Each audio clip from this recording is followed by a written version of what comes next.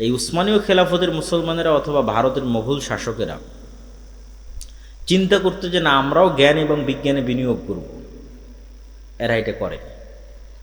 তখন ওই উসমানী শাসকেরাও এবং মোগল শাসকেরাও এরা সব টাকা পয়সা ব্যয় করেছে বিশাল বিশাল ইমারত তৈরিতে, কারুকার্য খচিত তাজমহল, মসজিদ, আরও প্রাসাদ, ভবন,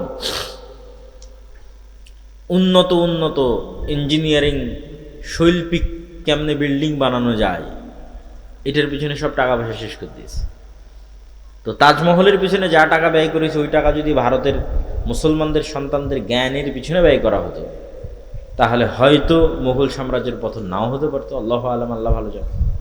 হয়তো যখন ব্রিটিশরা এই দেশে এসেছিল তখন হয়তো তাদের মতো শক্তি সামর্থ্য মুসলমানদেরও থাকতো লড়াই করার মতো। তো একই অবস্থা আজকে মুসলমানদের বিরাজ করছে। এই যে মুসলমানদের তেল আছে, গ্যাস আছে, টাকা পয়সা আছে, রিসোর্স আছে, সমুদ্রের প্রণালী আছে, কিন্তু এই টাকা পয়সাগুলো মুসলমানরা কি করতেছে? বিশাল বিশাল উঁচু উঁচু বিল্ডিং, পর্যটন খাত, যে আমরা পর্যটন খাতকে উন্নত করব, পর্যটন খাতের পিছনে ব্যয় করব, মানুষ আসবে ঘুরতে, এখান থেকে আমরা ইনকাম করব। এই যেটার পিছনে ব্যয়, জ্ঞান এবং বিজ্ঞান শিখার পিছনে কোনো ব্যয় আছে, কিন্তু ওই মাপের ব্যয় নাই যে না আমার মূল টার্গেট জ্ঞান বিজ্ঞান। তো কীরকম ভয়াবহ পরিস্থিতির মুখোমুখি হতে পারে মুসলমানেরা তা তো চোখের সামনেই দেখা যাচ্ছে। তো এই জন্য আমাদেরও নিজ নিজ সাধ্যের জায়গা থেকে যে না হ্যাঁ আমি আমার জায়গা থেকে কি করতে পারি, আমাদেরকেও আমাদের জায়গা থেকে দুটো কাজ করতে হবে। সৎ নেতৃত্ব কিভাবে তৈরি হবে তার প্র্যাকটিস, জ্ঞান এবং বিজ্ঞানে কিভাবে আমরা সামনের দিকে এগিয়ে যাব তার চেষ্টা। আমাদের বিশ্ববিদ্যালয়গুলোর অবস্থা আরও শোচনীয়। আরব বলেন, পারস্য বলেন, তারা মোটামুটি তাও কিছু আছে, আমাদের দেশে তাও নাই। এখানে অতটুকুও নাই, এখানে শুধু চেতনা বিক্রি হয়, সভাপতি আর সহসভাপতি পদ বিক্রি হয়, আর দলীয় এবং ছাত্র রাজনীতি এবং অস্ত্র মারামারি গণ্ডগোল এটাই শেখানো হয়। এবং সেখান থেকে বের হয় চাঁদাবাজ, সেখান থেকে বের হয় সন্ত্রাস, সেখান থেকে বের হয় দুর্নীতিবাজ। দেশের জন্য কিছু করবে এরকম প্রজন্ম তৈরি হয় না। ফলত 52 বছরও এই দেশে বলার মতো কিছু নাই, যে এই দেশের কিছু হয়েছে, কিছু আছে, এরকম নাই। না ডিফেন্স সিস্টেম, না সামরিক খাত, না অন্য আর কোনো জ্ঞান গবেষণা। কোথাও বাংলাদেশ বলতে পারবে না যে না এই জায়গায় আমি নিজের পায়ে দাঁড়িয়ে আছি। তো এই যে আমাদের ভয়াবহ অবস্থা, এটার থেকে বের হওয়ার জন্য পড়াশোনা, জ্ঞান বিজ্ঞান এবং নেতৃত্বের গুণাবলীর বিকাশ কিভাবে হবে? আগের বহু বক্তব্যে তুলে ধরা আছে যে সত্যবাদিতা এবং ন্যায়পরায়ণতাই হচ্ছে নেতৃত্ব বিকাশের একমাত্র রাস্তা। যে কোনো মানুষ চিন্তা করবে যে আমি শতভাগ সত্য বলবো এবং শতভাগ ন্যায় প্রতিষ্ঠা করব, সেই নেতা। প্রথমে কোথায় করতে হবে? প্রথমে পরিবারে, তারপরে কোথায় করতে হবে? আশেপাশে। পরিবারে আমি আমার স্ত্রীকে হক দেই না মানে আমি নেতা নই, আমার মধ্যে নেতৃত্বের যোগ্যতা নাই, আমাকে দিয়ে আল্লাহ সুবহানাহু ওয়া তাআলা নেতৃত্বের খেদমত নেবেন না। বাবা মায়ের কথা শুনি না, বাবা মায়ের হক আদায় করি না মানে আমি নেতা নই। নিজের বোনকে পিতার সম্পত্তিতে ন্যায়ের সাথে ভাগ দেইনি তার মানে আমি নিজেই জালেম, আমি ন্যায় প্রতিষ্ঠাকারী নই। তাহলে নেতা তৈরি হয় এই দুইটা জিনিসের উপর ভিত্তি করে, সত্য বলা এবং ন্যায় প্রতিষ্ঠা করা।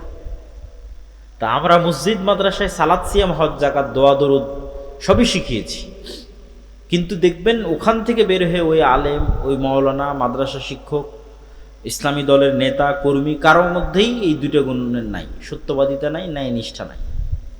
সালাত, সিয়াম, হজ, যাকাত আছে, ফলত সেও আর নেতা হতে পারতেছে না। কিন্তু নেতা হতে হলে তাকে এই দুটো গুণ লাগবে। আমরাও নেতা হতে পারতেছি না এই দুটো গুণের অভাবে। শতভাগ সত্যবাদিতা না থাকা এবং শতভাগ ন্যায়পরায়ণতা না থাকা, এটি দিয়েই নেতা তৈরি হবে। এটার প্র্যাকটিস এবং কালচার আমাদের মধ্যে নিয়ে আসতে হবে। আল আমরু বিল মারুফ নাহি আনিল মুনকার, সৎ কাজের আদেশ দিতে হবে, অসৎ কাজে বাধা দিতে হবে। অসৎ কাজ মানে শুধু গান বাজ না হলে এটা অসৎ কাজ। অসৎ কাজ মানে মেয়ে মানুষ বেপরদায় ঘুরলে এটা অসৎ কাজ, শুধু এগুলো অসৎ কাজ নয়। অসৎ কাজ মানে আর একজনের পুকুরে মাছ ছাড়বে, তো আর এক নেতা এসে বলতেছে তাকে চাঁদা না দিলে মাছ ছাড়তে দিবে না, এটাও অসৎ কাজ। এটাও যেদিন মসজিদ এবং মাদ্রাসা থেকে বাধা দিতে পারবে ন্যায়ের সাথে, ওই দিন ওখান থেকেই নেতা তৈরি হবে। অন্যায়ের প্রতিবাদ করতে গিয়ে নেতা তৈরি হয়, এবং সেখান থেকে নেতা তৈরি হলো কোন নেতাকে আল্লাহ কবুল করবে আল্লাহ সুবহানাহু ওয়া তাআলা ভালো জানে। যে কোনো একজন নেতাকে আল্লাহ কবুল করতে পারে, কিন্তু এই কালচার তো নাই যে আল আমরু বিল মারুফ ওয়ান নাহি আনিল মুনকার, এটার কালচারটাই তো নাই। এই কালচারটা তৈরি করতে হবে যে না, আমি অসৎ কাজে বাধা দেব। অসৎ কাজ মানে সকল অসৎ কাজ, মানুষের সাথে যে অসৎ কাজ অন্যায় হচ্ছে ওটা তো বাধা দেব। এই বাধা দিতে গিয়ে আপনি নেতা হয়ে যাবেন, আর বাধা না দিয়ে চুপচাপ থাকবেন, কোনোদিন নেতা হতে পারবেন না, নেতা হওয়া সম্ভব না। আর জ্ঞান এবং বিজ্ঞানের ক্ষেত্রে অন্তত ন্যূনতম আমাদের যে মসজিদগুলো আছে, এই মসজিদগুলোকে তো আমরা অন্তত জ্ঞানের কেন্দ্র তৈরি করতে পারি। ইসলামে মসজিদ শুধুমাত্র 5 ওয়াক্ত সালাতের জন্য তারপর বন্ধ, এরকম ইতিহাস নাই। রাসূল সাল্লাল্লাহু আলাইহি ওয়াসাল্লামের যুগেও ছিল না, তার আগেও ছিল না। ইসলামে মসজিদই হচ্ছে সোশ্যাল কালচারাল সেন্টার, এবং এটা আমি আরও ভালোভাবে ফিল করেছি। ইউরোপ এবং আমেরিকায় অনেক জায়গায় দেখবেন মসজিদ নামে অনুমোদন নাই, সব জায়গায় কালচারাল সেন্টার নামে অনুমোদন। Islamic cultural centre, Mohammadia cultural centre, সালাফি কালচার, ওটা কিন্তু মসজিদ। কিন্তু গভর্নমেন্ট থেকে পারমিশন নিয়েছে কি হিসেবে? কালচারাল সেন্টার হিসেবে। তার মানে গভর্নমেন্টের দৃষ্টিতে এই মসজিদটা একটা কালচারাল সেন্টার। এইটাই ইউরোপ আমেরিকার গভর্নমেন্টের রুলস অনুযায়ী, যে হ্যাঁ এটা একটা কালচারাল সেন্টার, মুসলমানরা তাদের কালচার প্র্যাকটিস করবে কোথায়? মসজিদে, ফলত এটা কালচারাল সেন্টার, কমিউনিটি। কিন্তু আমরাই সেই মসজিদকে বানিয়ে দিয়েছি যে না, এখানে শুধু 5 ওয়াক্ত সালাতের পর এটা অফ হয়ে যাবে, অথবা শুধু লাশ বহনের খাটলি থাকবে, অথবা শুধু ঈদুল ফিতর এবং ঈদুল আজহায় গোস্ত এবং চাউল বন্টন হবে। কিন্তু আসলে হওয়া উচিত ছিল, মসজিদের সবচেয়ে বড় কাজ হওয়া উচিত ছিল যে মসজিদে শিক্ষার ব্যবস্থা থাকবে, জ্ঞান বিতরণের ব্যবস্থা থাকবে। ইসলাম যতটা জ্ঞান ভিত্তিক দিন, আর পৃথিবীতে কোনো দিন এতটা জ্ঞান ভিত্তিক নয়। কোরআন যতটা জ্ঞান ভিত্তিক কিতাব, পৃথিবীতে আর কোনো কিতাব এত জ্ঞান ভিত্তিক নয়। কিন্তু হতভাগা আমরা, যে আমরাই মুসলমান হয়ে কোরআন পড়ে জ্ঞান থেকে দূরে চলে গেছি, জ্ঞান চর্চা থেকে দূরে চলে গেছি। যে ইসলামী দল বলেন, সংগঠন বলেন, ইয়াং জেনারেশন বলেন, সবাই জালসা করতে পারদর্শী, মিছিল করে লিল্লাহে তাকবীর আল্লাহু আকবার দিতে পারদর্শী, জীবন দিতে পারদর্শী। ভাই আমি আল্লাহর জন্য আল্লাহর রাস্তায় জীবন দিতে চাই, কিন্তু জ্ঞানী এবং যোগ্য হতে চায় না।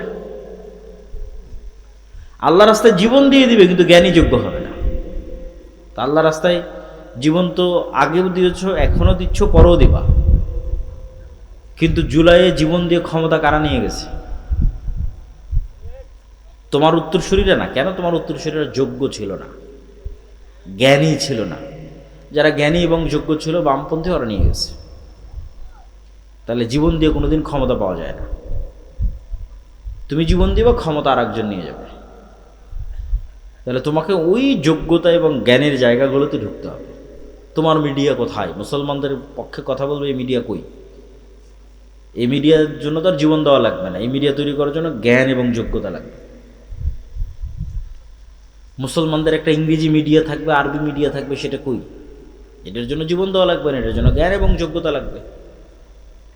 ব্রাকের মতো মুসলমানদের কোনো অর্থনৈতিক প্রতিষ্ঠান নাই, কই? এটার জন্য জীবন দেওয়া লাগবে না, জ্ঞান এবং যোগ্যতা লাগবে। এবং আজকেও যে ফাইটটা হচ্ছে পৃথিবীতে, দেখা যাচ্ছে যে একটা সময় মনে করা হতো যে যার হয়তো শুধু পারমাণবিক অস্ত্র আছে সেই যুদ্ধে জিতবে, এবং এটাই যুদ্ধের একমাত্র লাস্ট রেজাল্ট, এবং যার দেখা যাচ্ছে বিশাল বিশাল বিমান আছে সেই জিতবে। কিন্তু নিকট অতীতে পাকিস্তান এবং ভারতের যুদ্ধে, তারপরে পাকিস্তান, আফগানিস্তান, এখন ইরান এবং ইসরায়েল, এই যুদ্ধগুলোতে যে দেখা যাচ্ছে যে না, ন্যূনতম ড্রোন বানানোর জ্ঞান থাকলেই একটা যুদ্ধকে কন্ট্রোল করে ফেলা যায়। রাশিয়া এবং ইউক্রেন যুদ্ধ চলছেই ড্রোনের উপর দিয়ে। যে যত ভালো ড্রোন বানাতে পারে, যে যত ভালো ড্রোন উড়াতে পারে, এই একটা $50,000 একটা ড্রোন ধ্বংস করতে আপনার কয়েক বিলিয়ন ডলারের মিসাইল নিক্ষেপ করতে হচ্ছে, যে আকাশে আমি এই ড্রোনটাকে ধ্বংস করব। এই $50,000 একটা ছোট্ট ড্রোন গিয়ে আপনার কোনো তেল শোধনাগার, কোনো বড় কোনো কোম্পানি কোথাও গিয়ে পড়ে যাচ্ছে, আগুন লেগে যাচ্ছে, মানুষ ভয় পেয়ে যাচ্ছে। তো দেখা যাচ্ছে যুদ্ধের চিত্রই পাল্টে যাচ্ছে ইউক্রেন এবং রাশিয়ার যুদ্ধ থেকে নিয়ে আজ পর্যন্ত ড্রোনই সব কিছু। তো জ্ঞান এবং বিজ্ঞানের সাথে যতক্ষণ মুসলমানেরা কানেক্টেড না হচ্ছে, মসজিদকে যতক্ষণ জ্ঞানের মার্কাজ না বানাচ্ছে এবং জ্ঞান চর্চার যতক্ষণ চেষ্টা না করতেছে, শেখুল ইসলাম ইবনে তাইমিয়া রাহিমাহুল্লাহ বলেছেন প্রত্যেক মুসলমানের জন্য কোরআন নিজে বুঝতে পারবে এরকম এতটুকু জ্ঞান অর্জন করা ফরজ। আমরা মোটামুটি আছি যে হ্যাঁ কোরআন পড়তে পারি, এরকম আছি অনেকেই। কোরআন পড়তে পারে না এরকমও তো অসংখ্য হাজার হাজার। কিন্তু কোরআন যে নিজে পড়ে বুঝবে এরকম জ্ঞান শুধু মাদ্রাসার ছাত্রদেরই আছে, তাও অনেক অল্প। মাদ্রাসাতেও যারা পড়ে তাদের অনেকে ভালো বোঝে না। অথচ ইবনে তাইমিয়া রাহিমাহুল্লাহ বলছে এটা প্রত্যেক মুসলমানের উপর ফরজ, যে সে কোরআন নিজেই বুঝবে, অন্তত আরবিটা বুঝতে পারবে। নাহলে তো পরিবর্তন হবে না। পরিবর্তন হওয়ার জন্যই আল্লাহ কোরআন দিয়েছে, আপনার অন্তরে প্রভাব বিস্তার করার জন্যই আল্লাহ সুবহানাহু ওয়া তাআলা কোরআন দিয়েছে। এটা যদি আপনি যতক্ষণ নিজে ফিল এবং অনুভব না করতে পারবেন, আপনি হেদায়েতের রাস্তা পাবেন না। শেষ জামানায় ইমাম মাহদিদের সময়ে, ঈসা আলাইহিস সালাতু ওয়াস সালামের সময়ে যারা জেরুজালেম বিজয় করবে, ইস্তাম্বুল বিজয় করবে, রোম বিজয় করবে, ভারত বিজয় করবে, এরকম দেশগুলো যারা বিজয় করবে, তারা ওই মানের ইমান কোথায় থেকে সংগ্রহ করবে? নবী তো নাই, মুহাম্মদ সাল্লাল্লাহু আলাইহি ওয়াসাল্লাম তো নাই, সাহাবীরা তো নাই, কিন্তু ওদের ইমান সাহাবীদের মতোই, সাহাবীদের কাছাকাছি। মদিনার সর্বশ্রেষ্ঠ ইমানওয়ালা মানুষগুলো বের হয়ে আসবে। কেমনে তারা ইমানটা তৈরি করবে? কোরআন দিয়ে। কোরআনের সংস্পর্শে তাদের ইমানের লেভেল ওই জায়গায় পৌঁছে যাবে। এই জন্য আমাদের মসজিদগুলোতে মক্তব চালু করা, জ্ঞান শিক্ষার ব্যবস্থা করা, জ্ঞান উপার্জনের ব্যবস্থা করা, জ্ঞানের পিছনে সময় দেওয়া, এগুলো অতীব জরুরি এবং অতীব প্রয়োজনীয়। এবং এই যে যা অর্থ আমরা জালসা সম্মেলনের জন্য ব্যয় করে থাকি, এই অর্থের একটা অংশ যদি আপনি ইমামের বেতন বাড়ানোর জন্য ব্যয় করেন, এই অর্থের একটা অংশ যদি ইমামকে ভালো প্রশিক্ষণ দেওয়ার জন্য ব্যয় করেন, এই অর্থের একটা অংশ যদি ওই ইমামকে প্রশিক্ষণ দিয়ে গ্রামে মক্তবের বাচ্চাদের কেমনে শতভাগ মক্তবে বাচ্চাদের উপস্থিত করানো যায়, তার পুরস্কার প্রতিযোগিতা, ওগুলোর পিছনে ব্যয় করেন, তাহলে আপনার এই জালসা করে যা উপকার হয়েছে তার চেয়ে 10 গুণ 100 গুণ বেশি উপকার হবে।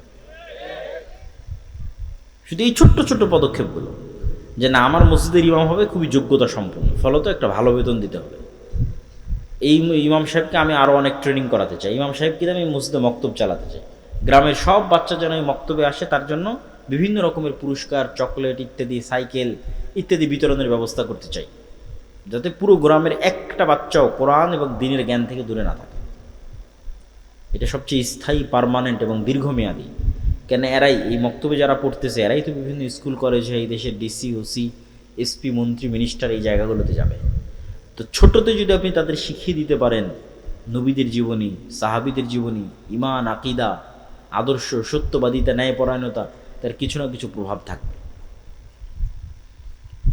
এই জন্য আমাদের যে নিজস্ব মক্তবের সিলেবাস আছে, এটা ওইভাবেই তৈরি করা। তালিমউদ্দিন বা আদর্শ শিক্ষা, যেটার উপর আপনারা মক্তব অলিম্পিয়াড দেখলেন এনটিভির পর্দায়, ছোট ছোট বাচ্চাদের নবীদের জীবনী থেকে শুরু করে আদব কায়দা থেকে শুরু করে সব কিছু, এই সিলেবাসের উপর ট্রেনিং দিয়ে আপনাদের আশেপাশের সকল মসজিদে মক্তব চালু করা দরকার। আর এই ট্রেনিংয়ের জন্য যাতায়াত খরচও ফ্রি, এই ট্রেনিংয়ের জন্য থাকা খাওয়াও ফ্রি, এই ট্রেনিংয়ের জন্য সিলেবাসও ফ্রি। মানে বাচ্চারা যে সিলেবাসটা নেবে, বইটা নেবে, এটাও ফ্রি। তো এত কিছু বিনামূল্যে দেওয়ার পরেও যদি এই কাজে আপনারা আগ্রহী না হন, তাহলে এর জবাবদিহিতা তো আল্লাহ সুবহানাহু ওয়া তাআলার দরবারে আপনাদেরকে দিতে হবে। প্রিয় উপস্থিতি, ইয়াং জেনারেশনের উদ্দেশ্যে এবং উপস্থিত সকলের উদ্দেশ্যে, মুসলমানদের এই যে পরিবেশ এবং পরিস্থিতি, এই পরিবেশ এবং পরিস্থিতি সামনে আরও ভয়াবহ হবে। ফিতনা থামার লক্ষণ খুব কম, এবং আমাদেরকে অনেক বড় বিপদ এর মুখোমুখি হতে পারে। দুর্ভিক্ষ যদি দেখা দেয় বাংলাদেশে, আশ্চর্যের কিছু নাই। এরকম পরিস্থিতি যদি আর 2-3 মাস চলে, তেল এবং গ্যাসের সংকট, আর এই সংকট শুধু বাংলাদেশে তা নয়, এই ইন্দোনেশিয়া, মালয়েশিয়া, ফিলিপাইন, থাইল্যান্ড, একই সিনারি। ভারত, পাকিস্তান, এমনকি ইউরোপ, এমনকি আমেরিকা, সব জায়গায় সেম সিনারি। ফলত এটা বিশ্বের অর্থনীতিতে যে প্রভাব আসবে, এই প্রভাব আমাদের দেশে যখন পড়বে, তখন এখানে দুর্ভিক্ষ দেখা দিতে পারে। আপনার তেলের দাম বাড়ার সাথে সাথে সারের দাম বাড়বে, আপনার চাষের খরচ বেড়ে যাবে। ফলত সকল দিক থেকে আমরা একটা বিপদ মুহূর্ত এবং ফিতনাময় মুহূর্তের দিকে পড়ে যাব। এবং এই শেষ জামানাগুলোতে দাজ্জাল বা দাজ্জালীয় শক্তির যে ফিতনা, এই ফিতনা থেকে বাঁচার একটাই উপায়। এটা বলে আমার বক্তব্যের শেষের দিকে চলে যাব, যে এইরকম ভয়ঙ্কর মুহূর্তগুলোতে আপনি কীভাবে ফিতনা থেকে বাঁচবেন। আজকে যদি আমি আপনাকে বলি, মানে আমাকেও যদি কেউ বলে যে ভাই তুমি যদি এই কথা মানো তাহলে তোমার গাড়িতে তেল দিব, তা আমি তো মনে হয় সন্দেহে পড়ে যাব যে এই কথা মেনে নিয়ে তেল নেওয়াই ভালো। তো এর চাইতে ভয়ঙ্কর ঘটনা তো দাজ্জাল ঘটাবে। এই তেল নয়, দাজ্জাল বলবে আকাশ বৃষ্টি বন্ধ করে দেবে, জমিন ফসল বন্ধ করে দিব, হয় আমাকে রব মানো, নাহলে আকাশের বৃষ্টি বন্ধ, জমিনের ফসল বন্ধ। এখন যদি আপনাকে বলি যে ভাই তুমি এই কাজ না করলে তোমার তেল নাই, তোমার মোটর সাইকেলে তেল নাই, তোমার গাড়িতে তেল নাই, তো সবাই যে ইমান বিক্রি করে দেবে, কয়জন ইমান নিয়ে থাকবে? তো এই ফিতনার সময়গুলো আমাদের ইন্ডিকেট করছে, বুঝাচ্ছে যে আপনি কিভাবে ফিতনা থেকে বেঁচে থাকবেন। ফিতনা থেকে বেঁচে থাকার জন্য দুটো রাস্তা ছাড়া আর কোনো রাস্তা নেই, আমার জানা নাই, যে ফিতনার সময় আমরা ফিতনা থেকে বেঁচে থাকবো। এক, পরকালের প্রতি অগাধ আস্থা, যেন আমি পরকালই আছি, পরকাল যেন দেখে নিয়েছি, পরকাল যেন আমি স্বাদ আস্বাদন করে নিয়েছি, আমি যেন মারা গেছিলাম, মৃত্যুবরণ করে জান্নাত জাহান্নাম কবর ঘুরে তারপরে আবার দুনিয়াতে এসেছি। পরকালের প্রতি এই লেভেলের অগাধ আস্থা। আব্দুর রহিম যে মৃত্যু এবং কবরের বর্ণনা শোনাচ্ছিল, জান্নাত জাহান্নামের বর্ণনা শোনাচ্ছিল, এটার প্রতি যতক্ষণ অগাধ আস্থা তৈরি না হবে ততক্ষণ আপনি দুনিয়া বিসর্জন দিতে পারবেন না। দুনিয়া তখনই বিসর্জন দিতে পারবেন যখন জান্নাতে আপনার জায়গাটা দেখতে পাবেন, যে হ্যাঁ জান্নাত হচ্ছে আসল জীবন। অমাল হায়াতুদ দুনিয়া ইল্লা লাইবুন ওয়া লাহু, দুনিয়া তো খেল তামাশা মাত্র। অমা ইনদাল্লাহ খায়রুন ওয়া বাক, আল্লাহর নিকটে যা আছে ওটাই উত্তম এবং ওটাই চিরস্থায়ী, তথা পরকাল। এই পরকাল দেখতে পাওয়ার কারণে আসহাবুল উখদুদের সম্ভব হয়েছিল আগুনে ঢুকে যাওয়া। সূরা বুরুজের মধ্যে আসসামা ইযাতিল বুরুজ আল ইয়াউমিল মাউউদ ওয়া শাহিদু ওয়া মাশহুদ কুতিলা আসহাবুল উখদুদ, যে তাদের বলা হলো হয় ঈমান ছাড়ো না হয় আগুনে ঢোকো। তো ওরা আগুনে ঢুকে গেছে। তো কেমনে সম্ভব যে আপনি আগুনের মধ্যে স্বেচ্ছায় ঢুকে জ্বলে পুড়ে যাবেন? তখনই সম্ভব যখন আপনি আগুনের মধ্যে জান্নাত দেখতে পাবেন, আর ওই আগুন থেকে পিছনে যখন জাহান্নাম দেখতে পাবেন। যে আমি যদি আগুনে না ঢুকি, ঈমান ত্যাগ করি, তাহলে পিছনে আমার বাড়ি ঘরে আসলে জাহান্নামের আগুন অপেক্ষা করছে। এটা যখন আপনি স্বচক্ষে দেখতে পাবেন যে এই সামনে যে আগুন জ্বলতেছে এটা তো জান্নাত, তখন ঢুকে যাবে। এই সেম ঘটনা দাজ্জাল ঘটাবে, বলবে দাজ্জালের জান্নাত জাহান্নাম, দাজ্জালের জাহান্নাম জান্নাত। পরকালের প্রতি অগাধ আস্থা ছাড়া আপনি ঈমান বাঁচাতে পারবেন না। সামান্য কিছুর বিনিময়ে ঈমান বিক্রি করে দেবেন, 1 টাকা অবৈধ 1 টাকার লোভে, সামান্য অর্থের লোভে, সামান্য ফসলের লোভে, সামান্য খাবারের লোভে। আর যখন আপনি মাটি কামড়ে পড়ে থাকবেন যে না খেয়ে মরে যাব, কিন্তু ঈমানের উপর মারা যাব, কেন এটাই আলটিমেট সফলতা, সর্বোচ্চ সফলতা। ঈমানের উপর মরতে পারা, এটাই সফলতা, দুনিয়া অর্জন করা সফলতা নয়।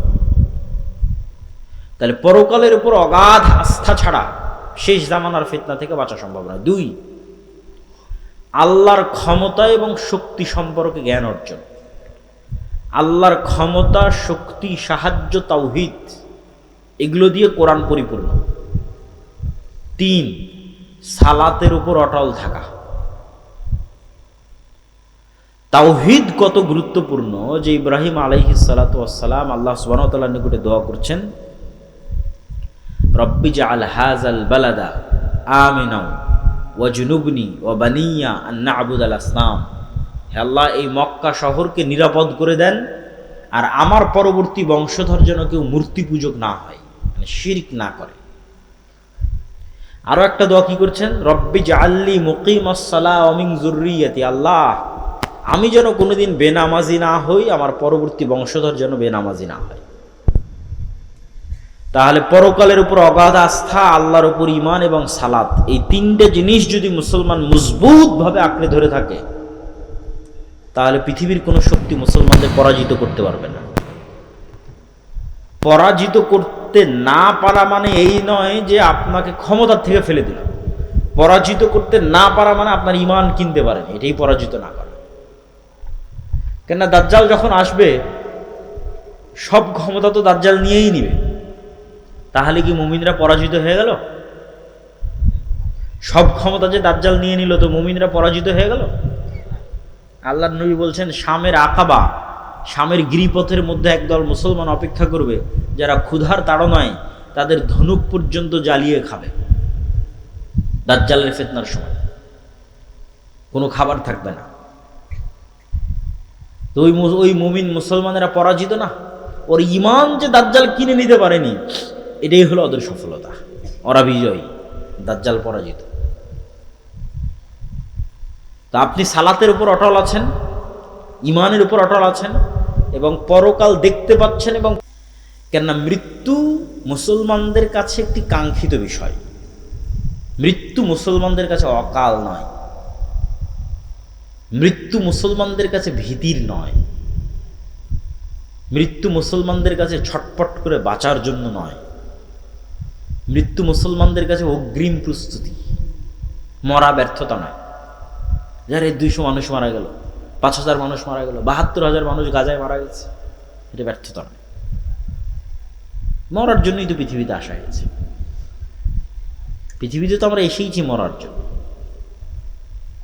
যদি মরা এতই ভয়ঙ্কর ভয়াবহ কিছু হতো, তাহলে সাহাবীরা আর জিহাদ করতেন না, রাসূল সাল্লাল্লাহু আলাইহি ওয়াসাল্লাম আর জিহাদ করতেন না, যুদ্ধ করতেন না, শহীদ হতেন না।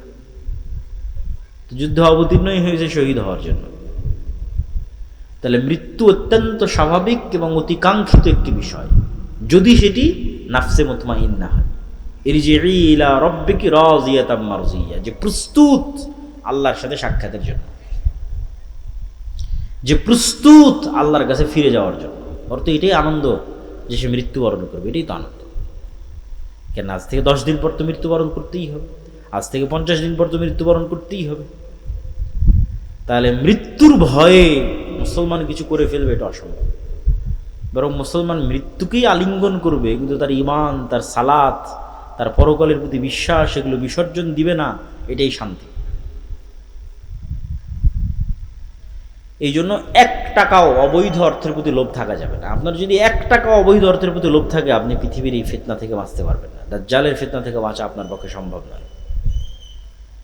কেন আপনি ওই 1 টাকা অবৈধভাবে উপার্জন করেছেন, মানে আপনি 1 টাকার কাছে বিক্রি হয়ে যাবেন। এই জন্য আপনি 1 টাকা অবৈধভাবে উপার্জন করেছেন। তাহলে ওই 1 টাকা আপনাকে দাজ্জাল দিলে আপনি ওটাও নেবেন, যে ঠিক আছে তোমারটাই নেই, কেন আমার 1 টাকার দরকার। আর যদি আপনি শতভাগ হালালের উপর টিকে থাকতে পারেন, তাহলে বোঝা যাবে যে হ্যাঁ, ঈমান নিয়ে ফাইট করার মতো ঈমান, এই পৃথিবীতে ঈমান নিয়ে ফাইট করার মতো ঈমান আপনার আছে, যে আপনি শতভাগ হালালের উপর টিকে আছেন এবং হারামের ফাঁদে পা দেননি। তা আমি আমার বক্তব্য দীর্ঘায়িত করতে চাচ্ছি না। এই সংক্ষিপ্ত আপনাদের জন্য উপদেশ এবং নাসিহার সারমর্ম কি? এই সংক্ষিপ্ত উপদেশ এবং নাসিহার সারমর্ম হচ্ছে, মুসলমানদের জ্ঞান এবং বিজ্ঞানে সামনের দিকে এগিয়ে যেতে হবে, মসজিদগুলোকে জ্ঞানের মার্কাজ বানাতে হবে, এবং মসজিদ ভিত্তিক দিন চর্চার চেষ্টা করতে হবে, নেতৃত্বের কালচার তৈরি করতে হবে, আমর বিল মারুফ ওয়ান নাহি আনিল মুনকার, সৎ কাজের আদেশ, অসৎ কাজে বাধা দিতে হবে। অসৎ কাজ মানে সকল ধরনের অসৎ কাজ, নেতা মানে ন্যায়পরায়ণ সত্যবাদী, এটা হওয়ার কালচার তৈরি করতে হবে। আর শেষ জামানার ফিতনা থেকে বাঁচার জন্য ঈমান, সালাত এবং পরকালের প্রতি অগাধ আস্থা, এই বিশ্বাসগুলো নিয়ে আমাদের পৃথিবী থেকে বিদায় নেওয়ার চেষ্টা করতে হবে। আল্লাহ সুবহানাহু ওয়া তাআলা আমাদের তৌফিক দান করুক, আল্লাহুম্মা আমিন। আপনাদের যদি কোনো প্রশ্ন থাকে, আমি সেই প্রশ্নগুলোর উত্তর দেওয়ার চেষ্টা করব ইনশাআল্লাহ। রাত এই জন্য গভীর করলাম না যে ফজরের সালাতে সবাইকে উঠার চেষ্টা করতে হবে, বলেন ইনশাআল্লাহ। ঈসা আলাইহিস সালাতু ওয়াস সালাম ফজরের সালাতে অবতীর্ণ হবে, তো যে ফজরের সালাতে থাকবে না, ওর সম্ভব নয় ঈসা আলাইহিস সালামের সাথে সঙ্গী হওয়ার। আল্লাহ কবুল করুক আমাদের, আল্লাহুম্মা আমিন। কোনো প্রশ্ন থাকলে আপনারা করতে পারেন, যদি লিখিত অথবা মৌখিক।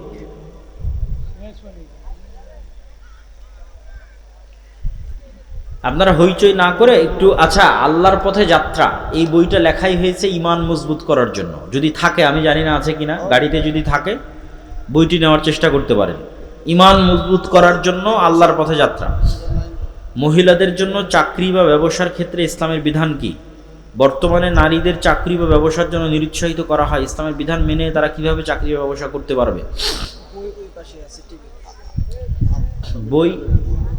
সম্মানিত উপস্থিতি, আপনার আমাদের এখানে মাহফিলে অনেক খরচ আছে, যে যা পারেন সবাই কিছু দিয়ে যাবেন। পশ্চিম পাশে টেবিল আছে, সবাই ওনাদের মাহফিল আয়োজনের জন্য অর্থনৈতিক সহযোগিতা করবেন। ভাইয়েরা একটা 7 শতক না 8 শতক জায়গা নিয়েছে, সেখানে ওয়াক্তিয়া মসজিদ করতে চায়, মক্তব চালু করতে চায়। ফলত আপনাদের পক্ষে সম্ভব হলে অবশ্যই সহযোগিতা করবেন, আল্লাহ কবুল করুন। অর্থনৈতিক ইবাদত খুবই গুরুত্বপূর্ণ। মেয়েরা কয়েকটা শর্তে চাকরি করতে পারে। 1, যদি স্বামী অনুমতি দেয়। 2, যদি পর্দা রক্ষা হয়। 3, যদি সন্তান সন্ততির ক্ষতি না হয় লালন পালনে, যদি বিষয়টা হালাল হয়। এগুলো সবগুলো মিললে এবং যদি প্রয়োজন থাকে, সেক্ষেত্রে মেয়েরা চাকরি করতে পারে। ফরজ নামাজে এবং ফ্রি মিক্সিং না থাকে। ফরজ নামাজে কেউ যদি পরে সামিল হয়, সেক্ষেত্রে সে কি আল্লাহু আকবার বলে তাকবীরে তাহরিমা দিয়ে হাত বেঁধে পরে ইমাম যে অবস্থায় আছে সে অবস্থায় যাবে, নাকি শুধু আল্লাহু আকবার বলে ইমামের হালাতে সামিল হবে? রাসূল সাল্লাল্লাহু আলাইহি ওয়াসাল্লামের আদেশ অনুযায়ী বোঝা যায় সরাসরি ইমাম যে অবস্থায় আছে সেখানে সামিল হবে। ইসলামী মাহফিলের শ্রোতারা বাদাম খায় আর ওয়াজ শুনে, ইসলামের দৃষ্টিতে এটা কি জায়েজ? কোনো সমস্যা নাই। রাসূল সাল্লাল্লাহু আলাইহি ওয়াসাল্লাম বা তার সাহাবীরা দিনের কথা বলার সময় এরকম কিছু করতেন কিনা?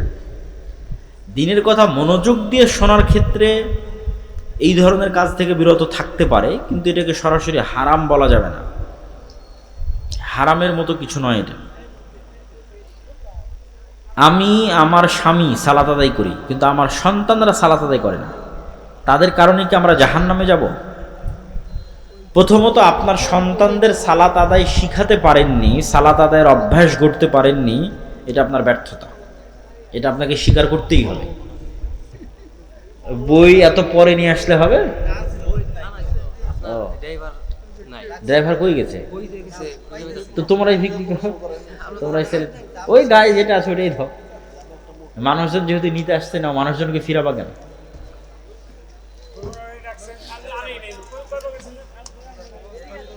তো আপনি আপনার সন্তানদেরকে, বই যারা নিতে চান তারা স্টেজে আসতে পারে। আপনি আপনার সন্তানদেরকে সালাত শিখাতে পারেননি, এটা আপনার ব্যর্থতা। এখন কি করণীয়? রাসূল সাল্লাল্লাহু আলাইহি ওয়াসাল্লামের আদেশে বোঝা যায় 10 বছর বয়স হয়ে গেছে, সালাত আদায় করে না, এরকম সন্তানকে পিটতে হবে। এরকম সন্তানের খাবার বন্ধ করে দিতে হবে। এরকম সন্তানের বাড়িতে থাকা বন্ধ করে দিতে হবে। বাড়িতে থাকা, খাওয়া, পড়াশোনার খরচ 10 বছর পার হয়ে গেছে, এরকম কোনো সন্তানের পক্ষে সালাত ব্যতীত পাওয়ার কোনো সুযোগ নাই ইসলামের দৃষ্টিতে। এটাই শেষ কথা এবং ফাইনাল কথা।